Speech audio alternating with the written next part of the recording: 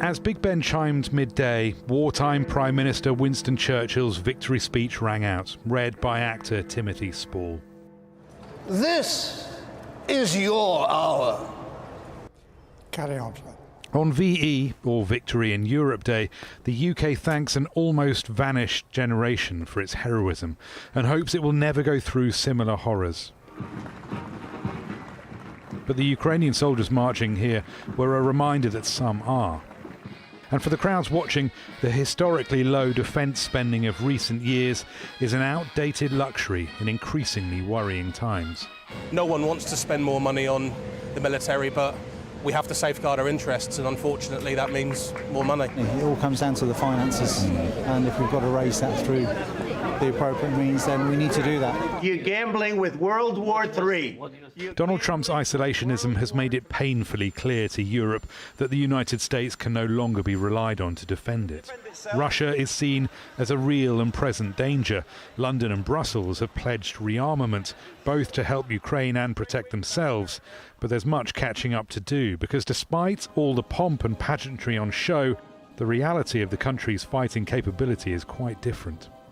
The UK is trying to increase its defence spending to 2.5% of GDP by 2027 and then up to 3%. But back in the mid-80s, during the Cold War, it was at least 5%. The British Army currently has about 200 pretty old main battle tanks. In the 80s, it had more than 1,000. There is simply no way that the UK could fight a world war on current military capabilities. But to be fair, it couldn't really in 1939 either. Fighting World War II took huge national sacrifices that reshaped the whole country. The question is, what sacrifices are the UK willing to make to meet the current government's much more modest ambitions? The UK's overseas aid budget has already been cut, but more electorally difficult choices await: higher taxes, cuts to the welfare state, or both. Some argue the calculus is all wrong. Britain's military is geared towards a global reach.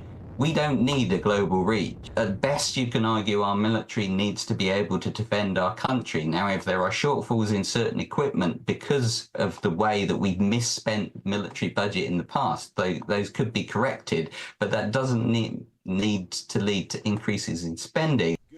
For many European countries, the UK included, fringe parties are making big gains as voters sour on mainstream politics. The dangers for an incumbent government of shutting hospitals and libraries to fund wars in foreign countries are easy to see. Rory, Challands, Al Jazeera, London.